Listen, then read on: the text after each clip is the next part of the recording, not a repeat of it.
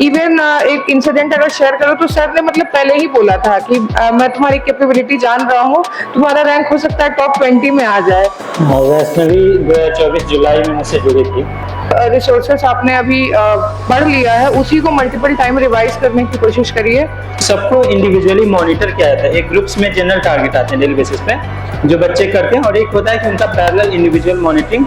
नमस्कार एवरीवन। हर सफलता के पीछे सिर्फ एक दिन का रिजल्ट नहीं होता है, होती है हर दिन की गई कड़ी मेहनत, कंसिस्टेंसी, ऑनेस्टी, पेरेंट्स का सपोर्ट और एक अच्छा मेंटोर की गाइडेंस। इसी प्रोसेस में हम आज जुड़े हैं बीपीएससी की टॉपर रैंक 19 वैष्णवी मैम से और उनके साथ वर्सेटाइल आईएएस के डायरेक्टर रवि सर से।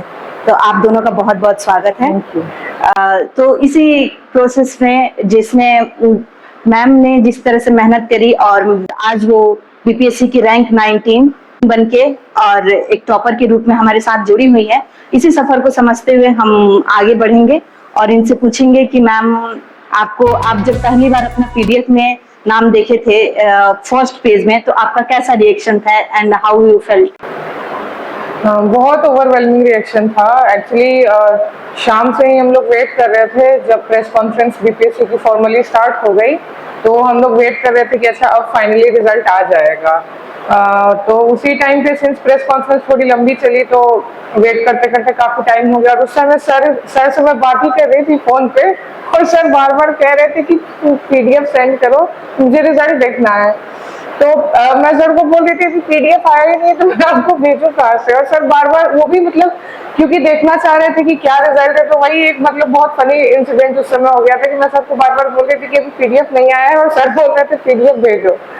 और जब फाइनली पीडीएफ आया तो मैंने देखने से पहले सर को और अपने फैमिली में वो पीडीएफ भेज दिया था और वही सोच रही थी कि सिंस 2000 लोगों की लिस्ट है तो देखूंगी कैसे, या तो मतलब पहले सर्च करूंगी या कंट्रोल एफ करके देख लूँ या पेजेस को स्क्रॉल करूं। तो फाइनली जैसे ही मैंने वो जूम किया पेज को तो उस पर मुझे अपना नाम दिख गया।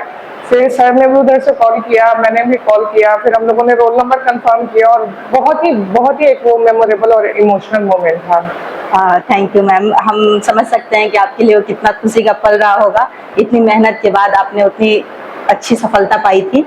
इसी क्रम में हम आपके बारे में मैम थोड़ा जानना चाहेंगे कि आप कहाँ से अपनी प्रीवियस पढ़ाई करी हैं और आप कब से तैयारी कर रही हैं, क्या कर रही हैं, और इस प्रोसेस को आप थोड़ा बताएं। मैंने स्कूलिंग अपनी केंद्रीय विद्यालय से कंप्लीट की और उसके बाद फिर मैंने अपनी ग्रेजुएशन बीआईटी मिश्रा से इंजीनियरिंग में कंप्लीट की और ग्रेजुएशन के बाद फिर मतलब उस समय क्लियर हो गया था कि इसी डिसिप्लिन में आगे जाना है, मतलब सिविल सर्विसेज की प्रिपरेशन में आगे जाना है और इंजीनियरिंग वाली जो कैरियर ऑप्शन थे उसको परसू नहीं करना है। तो उसके बाद से फिर मैंने प्रिपरेशन शुरू कर दी और प्रिपरेशन करते करते फिर 24 में सर की मेंटोरशिप ली मैंने और 24 के बाद फिर फॉर्चुनेटली दोनों रिजल्ट सर की मेहनत कहूँ और अपनी हार्डवर्क को भी बोलूँ तो और भगवान की ऑफकोर्स कृपा से 2 रिजल्ट अभी सामने आ गए। यूपीपीसीएस में भी सिलेक्शन हो गया और बीपीएससी में फॉर्चुनेटली क्लियर हो गया। मैम मैं ये पूछना चाहूंगी कि रवि सर से आप कैसे मिली और इनसे आपका कैसे कांटेक्ट हुआ? मैं 2024 में मैंने टॉपर स्टॉक देखे थे कुछ, तो उसमें किसी टॉपर ने सर का मेंशन किया था कि सर यहाँ मेंटोरशिप चलाते हैं और फिर मैं यहीं रह रही थी तो मुझे लगा कि सर से मुझे कनेक्ट करना चाहिए। तो शुरू में मैं काफ़ी हेसिटेट हो रही थी कि सर से बोलूँ या नहीं बोलूँ, फिर सर से जब बात हुई तो फिर चीज़ें खुद ब खुद अलाइन होती गई और आज एक अच्छा रिजल्ट देखने को मिला है इसके कारण। मैम ऐसा कोई रवि सर की एडवाइस जो आपको याद हो और जो आप कभी आप लो फील कर रहे हो तो सर ने ऐसा कुछ कहा हो जिससे आपको बहुत ही मोटिवेशन मिली हो और फिर आप अपने काम में लग गई हो कि मुझे ये करना है और आज आप बिहार एडमिनिस्ट्रेटिव सर्विस में रैंक 19 लेकर बहुत ही अच्छी उपलब्धि हासिल करी है? तो ऐसा कुछ अगर आपको याद हो तो आप शेयर करना चाहें। हाँ, सर हमेशा ही मोटिवेट करते थे सिंस मुझे सेल्फ डाउट बहुत आता था। मतलब जैसा सर जानते हो कि पूरी पढ़ाई करने के बाद भी, पूरी तैयारी करने के बाद भी मुझे लगता था कि मेरा सिलेक्शन नहीं होगा। तो उस टाइम पे सर बहुत मोटिवेट करते थे कि तुम इवन एक इंसिडेंट अगर शेयर करो तो सर ने मतलब पहले ही बोला था कि मैं तुम्हारी कैपेबिलिटी जान रहा हूँ, तुम्हारा रैंक हो सकता है टॉप 20 में आ जाए। और उस टाइम पे भी मैंने बोला था सर आप ऐसे ही बोल रहे हैं, ऐसा कोई रैंक नहीं आने वाला है, सिलेक्शन हो जाए वही बहुत बड़ी बात है। तो सर हमेशा ही मोटिवेट करते थे, बोलते थे कि जो तुम्हारे हाथ में जो बेस्ट एफर्ट तुम कर सकती हो वो करो और बाकी चीज़ों को छोड़ दो। जो चीज़ें हमारे कंट्रोल में नहीं है, जिन चीज़ों पे हम प्रिडिक्ट नहीं कर सकते हैं, अनप्रिडिक्टेबल क्वेश्चन आ जाएगा या मेंस बहुत लेंदी आ जाएगा, ये सब चीज़ें हमारे हाथ में नहीं है। तो उन चीज़ों पे सर वही कहते थे कि जो कंट्रोल कर सकती हो उसको पढ़ो, अच्छे से टारगेट करके जाओ, बाकी जो होगा वो देखा जाएगा। वाह मैम, यूपीपीसीएस में भी आपका काफी अच्छा रैंक है, उसके लिए आपको बहुत बहुत Thank you. कांग्रेचुलेशंस। प्रिपरेशन के दौरान एक एस्पिरेंट का ऐसा फेज जरूर आता है कि जब वो बहुत ही डाउन फील करता है, तो इसको आपने अपने आप को कैसे संभाला और इससे आप कैसे आगे बढ़े? बिल्कुल, ये मतलब प्रोसेस इतना लंबा हो जाता है कई बार, बिकॉज जैसा हम देखते हैं बीपीएससी में भी दिसंबर में हमारा प्रीलिम्स हुआ था 2024 में, 2025 में उसका मेंस हुआ और फाइनली रिजल्ट 2026 में हमारे सामने है। तो ये टाइम ड्यूरेशन इतना लंबा हो जाता है कि इसमें अनसर्टेनिटी बहुत ज़्यादा बढ़ जाती है कि चीज़ों को कैसे टैकल करना है। तो जैसा मैंने बोला, सर से मैंने मेंटोरशिप ली थी, तो हमेशा सर मुझे कॉन्स्टेंटली वो मोटिवेट करते रहते थे कि पढ़ते रहो, रिजल्ट हो जाएगा। और जब भी मुझे लो लगता था फिर मैं सर को बोलती थी कि सर कैसे करूं, अभी हो नहीं पा रहा है। रिजल्ट आने से पहले जैसा मैंने बोला है कि 71st का मेंस होने वाला था मेरा, तो उस टाइम पे भी बहुत लग रहा था कि या मतलब लोग बोल रहे थे कि रिजल्ट हो सकता है 71st के पहले आ जाएगा। तो एक वो चीज़ भी मन में था कि क्या पता रिजल्ट आ जाए, तो मेंस पे भी ढंग से फोकस नहीं हो रहा था। तो उस समय भी सर ने बोला कि अभी उस रिजल्ट के लिए हम लोग श्योर नहीं है, तो तुम्हारे हाथ में भी 71st का मेंस है, तो जो भी गलतियां पिछले मेंस में रही या पिछले बार से जो भी इम्प्रूवमेंट चाहती हो, तो उन सबको ध्यान में रख के भी 71st के मेंस पे फोकस करो और जो रिजल्ट आने की चीज़ है उसे अभी छोड़ो, अभी 71st को देखते हैं। तो सर ने इसमें बहुत गाइड किया कि कैसे रिजल्ट से ध्यान हटाओ और अभी जो एग्जाम सामने है उस पर फोकस करो। तो मैम आजकल लगभग ऑनलाइन कोचिंग्स का बहुत क्रेज आ चुका है, सभी कोई घर पे बैठ के प्रिपरेशन करना प्रिफर कर रहे हैं जाके बड़े बड़े शहरों में। वैसे आपका घर तो पटना में है, लेकिन जो बच्चे घर से तैयारी कर रहे हैं उनको तैयारी के टाइम में बहुत सारी प्रॉब्लम्स आती हैं, जैसे कि ओवर थिंकिंग और कंसिस्टेंट ना होना और बहुत सारी चीजें वो फेस करते हैं। तो आप उनमें आपने कैसे पढ़ाई करी और आप भी, ऐसा मैंने सुना कि आपने खुद से तैयारी करी है, और तो किसकी किसकी मदद ली और खुद से कैसे किया वो प्लीज बताइए। डेफिनेटली जब सेल्फ स्टडी हम करते हैं तो उसमें मतलब मेंटोरशिप का एक रोल आ जाता है, बिकॉज हम खुद से डिसाइड नहीं कर पाते हैं कि कई बार लगता है कि एक तो स्ट्रेस बहुत ज़्यादा आने लगता है सिंस टाइम पीरियड इतना लंबा हो जाता है, तो उसमें फिर मेंटोरशिप का एक रोल आ जाता है कि किन सब्जेक्ट्स को प्रायोरिटाइज करना है, सब्जेक्ट्स को कैसे अप्रोच करना है।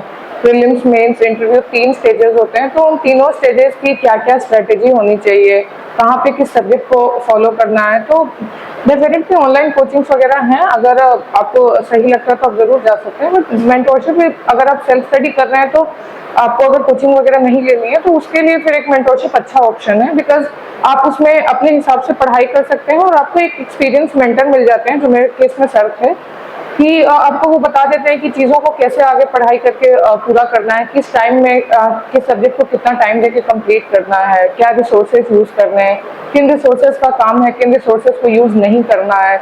और सेल्फ स्टडी में आप टाइम भी मतलब फिर आप अपनी फ्लेक्सिबिलिटी को यूज़ कर सकते हैं कि जो आपका रूटीन है सर उसको फिर कई बार ऐसा होता था कि मुझे कोई एक सब्जेक्ट लगता था कि हाँ इसमें डर लग रहा है तो इसको पहले कर लूँ, तो सर फिर उसको वैसे ही रूटीन बना के ख़त्म करने में हेल्प करते थे कि अच्छा हाँ ये सब्जेक्ट अगर ज़्यादा डर लग रहा है तो इसको इस तरह से हम पहले टाइम में ख़त्म कर देते हैं, फिर नेक्स्ट सब्जेक्ट की तरफ जाएंगे।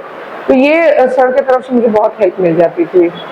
थैंक यू मैम, बहुत अच्छी बात कही आपने। अब मैं थोड़ा रवि सर की तरफ आना चाहूंगी। सर, जब वैष्णवी मैम पहली बार आपसे मिली थी तो आपका क्या रिएक्शन था? आपने मतलब कैसे, आप स्टूडेंट को किस बेसिस पे जज करते हो, जैसे उनकी कंसिस्टेंसी या फिर उनका क्या देख के आप समझते हो कि ये स्टूडेंट अच्छा है और अपने जीवन में अच्छा कर पाएगा? वैष्णवी 2024 जुलाई में मुझसे जुड़ी थी, तो आगे मैंने इससे पूरा डिस्कस किया कि अभी तुमने क्या क्या रिसोर्स यूज किए हैं, कैसे अप्रोच से तुम चल रही हो, और आगे जो अटेम्प्ट्स आने वाले हैं स्टेट पीसीएस के या दूसरे एग्जाम्स के जो, तो उसमें हम लोग क्या क्या कर सकते हैं। तो हमने वो पूरी प्लानिंग की कि अगले 2 साल 3 साल जितना भी पढ़ना पड़े तो हम कैसे चल सकते हैं। तो सारे जो इसका एजुकेशनल बैकग्राउंड था और जो रिसोर्सेज इसने यूज किए थे, सारा एनालिसिस करके फिर हमने जो एग्जाम्स आगे सामने टारगेट थे उस पर फोकस किया कि इसमें हम क्या बेस्ट दे सकते हैं। और वैष्णवी में सबसे पॉजिटिव ये रहा कि जो चीज़ें जैसे दी गई इसने 100% अपना एफर्ट डेली बेसिस पे दिया और उसकी वजह से आज रिजल्ट हम लोग के सामने है। मैम मैं आपसे नेक्स्ट क्वेश्चन ये पूछना चाहूंगी कि मैम आपका डेली रूटीन क्या होता था, क्योंकि आप सेल्फ स्टडी करती थी तो आप हर दिन अपने को कैसे डिसिप्लिन रखती थी, आप प्लीज इस पे गाइड करें।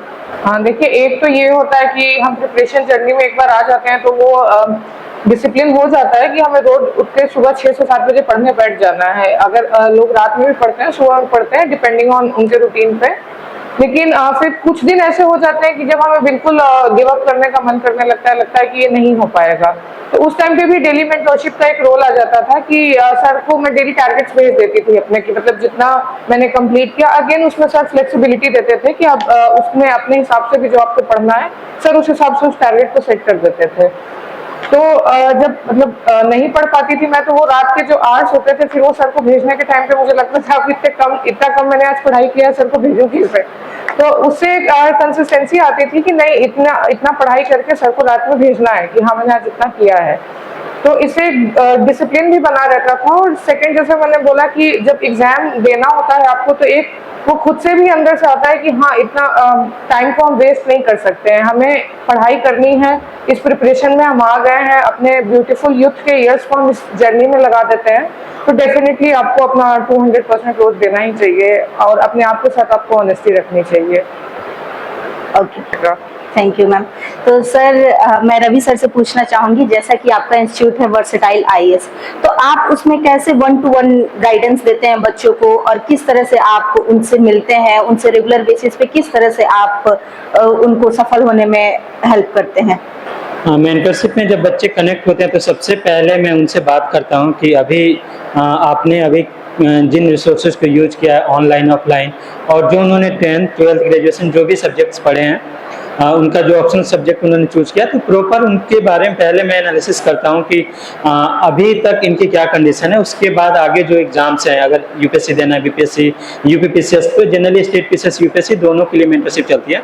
तो डेली बेसिस पे उनको टारगेट्स दिए जाते हैं कि ये अगले दिन 8 घंटे 10 घंटे जो भी आपको पढ़ाई करनी है उसमें क्या पढ़ना है। और सबका ऑप्शनल सब्जेक्ट अलग है, जीएस में भी स्ट्रेंथ, सबकी वीकनेस अलग है, प्रीलिम्स को लेके, मेंस को लेकर, इंटरव्यू को लेके, तो सबको इंडिविजुअली मॉनिटर किया जाता है। एक ग्रुप्स में जनरल टारगेट आते हैं डेली बेसिस पे जो बच्चे करते हैं, और एक होता है कि उनका पैरेलल इंडिविजुअल मॉनिटरिंग, जैसे उनकी नीड होती है उसके अकॉर्डिंग उसमें एफर्ट डाला जाता है। जैसे अगर मैं आंसर राइटिंग की अगर मेंस की बात करूं, तो उनका आंसर इवेल्युएट करके ऐसा नहीं होता कि मैंने उनको कॉपी सेंड कर दिया और उन्होंने मतलब उसको पढ़ लिया। मैं मतलब उनको ऑन कॉल एक एक वर्ड समझाता हूं, जो क्वेश्चन की डिमांड है, आप इंट्रोडक्शन कैसे लिख रहे हो, बॉडी पार्ट्स में क्या लिख रहे हो, वे फॉरवर्ड कैसे लिख रहे हो, कंक्लूजन कैसे लिख रहे हो, जीएस के आंसर्स में कैसे अप्रोच रखना है, ऑप्शनल में कैसे अप्रोच रखना है, एसए के पेपर में कैसे अप्रोच रखना है, या जब वो इंटरव्यू देते हैं तो वहाँ पे इंटरव्यू की क्या डिमांड है।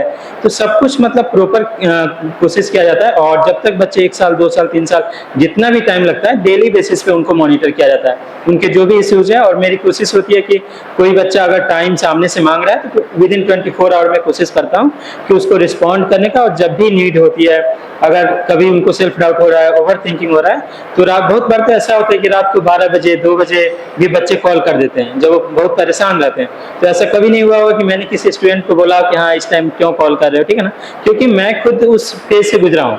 6 अटेम्प्ट जब मैंने यूपीएससी के दिया और जब मेरे पास गाइडेंस नहीं थी, तो सारे जो चैलेंजेस मैंने फेस किए, मैं सोचता हूँ कि मतलब जो बच्चे फेस करें उसमें हमेशा जो भी इश्यूज हैं उसको सॉल्व किया जाए, क्योंकि मेंटल हेल्थ अगर आपका ठीक है तो सिलेबस तो हो जाएगा। सबसे बड़ी प्रॉब्लम है कि मतलब कि बच्चे बहुत ज्यादा ओवर थिंकिंग करते हैं, रिसोर्स का इतना ओवरलोड है, ऑनलाइन इतनी सारी चीजें हैं। अभी क्या है कि रिसोर्स की कोई कमी नहीं है, ना गाइडेंस की कमी है, लेकिन इतनी ज्यादा चीजें सब फ्लडेड हो गई है कि आपको कोई ऐसा चाहिए जो रिसोर्स को लिमिट करे, आपके जो टाइम है 24 आवर टाइम उसको मॉनिटर करे, एग्जाम की जो डिमांड है, प्रीलिम्स की, मेंस की, इंटरव्यू की, वो सब कुछ पकड़ के चले। और अगर आप फेल्योर आता है, बहुत बार ऐसा होता है कि चीजें हमारे कंट्रोल में नहीं है। बहुत सारे बच्चे बच्चे ऐसे हैं जिन्होंने मेरे गाइडेंस में इंटरव्यू दिया, 2 मार्क्स 4 मार्क्स से उनको फाइनल रिजल्ट नहीं हुआ, बट नेक्स्ट अटेम्प्ट में वो रिजल्ट कर गए। तो कभी कभी जर्नी लंबी हो जाती है, तो उनके साथ बना रहना जरूरी है कि एक अगर एस्पिरेंट के पास फैमिली का सपोर्ट है, उसका अपना हार्डवर्क है, तो सामने से जो मेंटर टीचर होता है वो डेली बेसिस पे उसको मॉनिटर कर रहा होता है। तो बच्चों को क्या होता है कि कॉन्फिडेंस रहता है कि जब भी डाउट होगा, जब भी मुझे कोई इश्यूज होगा, तो सामने कोई सुनने वाला है, समझने वाला है, जो कि इस एग्जाम प्रोसेस को बेहतर तरीके से समझता है। तो बच्चा क्या होता है कि वो उसकी ग्रोथ दिखती है, जो हार्डवर्क है उसकी प्रोडक्टिविटी दिखती है। Thank you sir. Sir, Vaishnavi ma'am के प्रिपरेशन में आपको क्या चैलेंजिंग लगा, ऐसा आप कुछ शेयर करना चाहें, और या फिर मतलब कुछ भी अगर वैष्णवी मैम की पॉजिटिविटी या आप बताना चाहें जो जिसने आज मैम को इतना काबिल बनाया कि मैम आज रैंक लेकर आज हमारे साथ एक ऑफिसर के पद पे हैं। वैष्णवी जब मुझे मिली तो मुझे एक बात एकदम क्लियर समझ में आ गई कि ये लड़की बहुत डिसिप्लिन है, बहुत कंसिस्टेंट है। इश्यू जो है इसके ओवर थिंकिंग का, ठीक है ना, सेल्फ डाउट हमेशा कि जो चीजें हमने मतलब इसने पढ़ रखी है, इसको लगता है कि एग्जाम्स में पूछा जाए कि नहीं पूछा जाएगा, मेंस का जो मैं आंसर लिख रही हूँ सर वो क्वालिटी आंसर्स हैं कि नहीं, इंटरव्यू की जो जब मैं प्रिपरेशन कर रही हूँ तो सर वो मतलब जो मैं ओपिनियन थॉट्स बना रही हूँ वो सही जा रहा है कि नहीं। तो हर चीज में इसको बहुत डाउट्स होते थे, बहुत ओवर थिंकिंग, एंजाइटी बहुत ज्यादा होती थी। तो उस टाइम जब भी इसको इश्यूज होते थे, ये कॉल करती थी, तो मैं इसको यही समझाता था कि जो तुम्हारी कैपेबिलिटीज है उस पर भरोसा रखो, तुम कल होकर बेहतर करोगे। और उसमें जो भी इश्यूज मुझे लगता था उसमें मैं उन चीजों को ठीक करने की कोशिश करता था। तो वो तो शुरू में मुझे समझ में आ गया, और इसको एक बार नहीं मैंने मतलब कई बार बोला होगा। जब इसने बीपीएससी का एग्जाम दिया, यूपीपीसीएस का भी जब ये एग्जाम दी तो बहुत परेशान थी, प्रीलिम्स का पेपर ही देने नहीं जा रही थी। तो मैंने इसको धक्का दिया कि तुम जाओ बस पेपर दे के आ जाओ, एग्जाम में तुम्हारा बैठना, इस एग्जाम क्रैक हो जाएगा। तो बहुत धक्का देने के बाद पेरेंट्स भी, जो मम्मी थी इसकी, उनसे भी मेरी बात हुई, तो उन्होंने बहुत इसको समझाया और यूपीपीसीएस का एग्जाम देने गई और उसमें 74 रैंक आया। कमर्शियल टैक्स कमिश्नर का रिजल्ट सबसे पहले यूपीपीसीएस का आया, और बीपीएससी का भी जब पेपर था तो मैंने इसको समझाया कि बिहार एडमिनिस्ट्रेटिव सर्विसेज को चाहिए था, तो मैंने समझाया कि आगे जो एग्जाम है उस पर फोकस करो, अननेसेसरी रिजल्ट जब आना होगा तो आ ही जाएगा। तो इसमें क्या है कि जब आप एक प्रोसेस में आप रहते हो ना, तो आपके कंट्रोल में जो चीजें हैं आप उस पर हार्डवर्क करो, जो मेंटर गाइड करे उस पर आप फोकस्ड रहो और इधर उधर डाइवर्ट मत हो। मतलब मार्केट में 1000 चीजें हैं, ऑफलाइन ऑनलाइन, और तो आप कोई भी मेंटर के जब आप मतलब कनेक्टेड हो, मेंटरशिप कहीं ज्वाइन कर रखे हो किसी के भी पास, तो आप 100% ट्रस्ट रख के जो कुछ भी आपको गाइड किया जा रहा है, बताया जा रहा है, आप उस पर काम करोगे तो आपकी प्रोडक्टिविटी बेहतर होगी। और एक्सपीरियंस से जैसे ये पिछले 2 सालों में ऑफिसर बन गई है, आप भी बन जाओगे। Thank you so much sir. जैसा कि मैम 72nd बीपीएससी जो है वो आज से ठीक 1 मंथ बाद है, और यूपीपीसीएस का भी एप्लीकेशन फॉर्म आ चुका है। तो मैम आपने दोनों क्वालिफाई किया हुआ है, बीपीएससी में भी आप इतनी अच्छी रैंक पे भी हैं और यूपीएससी में भी आप अंडर 100 रैंक 74 लेकर आप असिस्टेंट टैक्स कमिश्नर, जी असिस्टेंट कमिश्नर कमर्शियल टैक्सेस, या assistant commissioner of commercial taxes आपने आपको मिला। तो मैम अभी जो बच्चे प्रेशर में हैं, आप अब एक ऑफिसर हैं लेकिन आप भी इस फेज से गुजरी हैं और आप एक स्टूडेंट रही हैं, आपने भी अप्स एंड डाउन्स देखे हैं। तो आप जो बच्चे अभी 72nd बीपीएससी देने जाने वाले हैं और जिन बच्चों का अभी यूपीपीसीएस का एग्जाम है, आप उनके लिए क्या एक लास्ट मिनट और या फिर क्या रिसोर्सेज आप उनको प्रेफर करना चाहेंगी या बताना चाहेंगी? और आप दोनों क्वालिफाइड हैं तो मुझे लगता है कि आपसे बेहतर कौन ही गाइड कर पाएगा, तो प्लीज आप थोड़ा गाइड करें। देखिए 72nd तो अब मतलब काफी कम टाइम बच गया है, तो अभी कोई नए रिसोर्सेस पे भागने का कोई लॉजिक नहीं है। तो जो भी रिसोर्सेस बच्चों ने इतने दिन में कंप्लीट कर लिए हैं, सर भी एग्री करेंगे कि उसका मल्टीपल रिवीजन अभी करना चाहिए। और जैसा सर बोलते थे प्रीवियस ईयर क्वेश्चंस, अभी भी 1 महीने बचे हैं, तो प्रीवियस ईयर क्वेश्चंस को काफी ज्यादा टारगेट करके अभी आप लोग बनाने की कोशिश करिए। मॉक टेस्ट अगर आप नहीं भी दे पा रहे हैं 72nd के लिए, तो एटलीस्ट प्रीवियस ईयर क्वेश्चंस को टाइम बाउंड मैनर में, जैसा सर मुझे बताते भी थे, एटलीस्ट 68, 69 और 78 और हो पाए तो 71st भी, ये 3-4 पेपर्स को आप फुल लेंथ टेस्ट की तरह लगा लीजिए 2 घंटे में टाइम बाउंड मैनर में। और अब तो ई ऑप्शन भी आ गया है, तो एक बार उस तरह से भी आप टाइमिंग में प्रैक्टिस कर लीजिए कि आपको सारे क्वेश्चंस को कलर करने में कितना टाइम जा रहा है। और डेफिनेटली जो आपने अभी तक शॉर्ट नोट्स बना लिए हैं या जो रिसोर्सेस आपने अभी पढ़ लिया है उसी को मल्टीपल टाइम रिवाइज करने की कोशिश करिए। PYQs में जो क्वेश्चंस गलत हो रहे हैं, स्पेशली हिस्ट्री में बिहार स्पेशल के क्वेश्चंस हो गए, इनको आप बार बार अब जो गलत हो रहे हैं प्रीवियस ईयर क्वेश्चन उनको टारगेट करके जाइए, बिकॉज रिपीटिशन बहुत हाई होता है। और UPPCS की बात करूँ तो उसका तो प्रीलिम्स दिसंबर में होना है, तो हमारे पास थोड़ा टाइम है अभी। तो अभी तो मुझे लगता है सर आंसर राइटिंग पे फोकस करना चाहिए उस फोकस करना। हाँ, अगर जो बच्चे UPPCS सिर्फ दे रहे हैं, हाँ, तो जो बच्चे सिर्फ UPPCS दे रहे हैं वो अभी मेंस पे फोकस कर सकते हैं। और दिसंबर में जब 2-3 महीने रह जाएं तो आप फिर उसके बाद पूरा प्रीलिम्स मोड में स्विच कर जाएं, उसके लिए भी PYQs को टारगेट करें। और मैं चाहूंगी कि सर इस पर थोड़ी स्ट्रेटेजी 70 सेकंड के लिए बताएं बच्चों को लास्ट मिनट क्या करना चाहिए। अभी प्रीलिम्स हार्डली 1 मंथ है BPSC का 70 सेकंड, तो आप सब्जेक्ट की प्रायोरिटी सेट करके रखो कि आपको हिस्ट्री में सबसे ज़्यादा क्वेश्चंस हैं, साइंस में है, करंट अफेयर में है, बिहार में है, तो ये 4 चीज़ें ऑन प्रायोरिटी होना चाहिए। हिस्ट्री में टाइमलाइन पे आपका कमांड होना जरूरी है। NCERT में 6th to 10th साइंस में जो है NCERT पे आपका अच्छा कमांड होना जरूरी है। बिहार में अगर मैं बोलूँ तो बजट इकोनॉमी सर्वे पे आपका कमांड होना चाहिए। बिहार में क्वेश्चन जो होते हैं वो क्लियर जो सेंसस से रिलेटेड आते हैं, 2011 का सेंसस हो गया, रिवर हो गया, पर्सनालिटी हो गया, मिनरल्स हो गया, तो ये सब जो क्वेश्चंस है जो आपने PYQ में लास्ट 10 ईयर्स में देखा है बिहार पे, उस पर फोकस्ड रहिए। और साइंस में बायो वाले सेक्शन में थोड़ा ज़्यादा मेहनत की नीड है। और हिस्ट्री में आपका टाइमलाइन का अच्छा कमांड होना चाहिए। उसके बाद पॉलिटी क्वेश्चंस इजी होते हैं, तो जो भी सोर्स आप फॉलो किए हो पॉलिटी में उसका रिवीजन कर लीजिए। ज्योग्राफी क्लास 11th की जो दोनों बुक है उससे क्वेश्चंस आप अच्छा कर सकते हैं।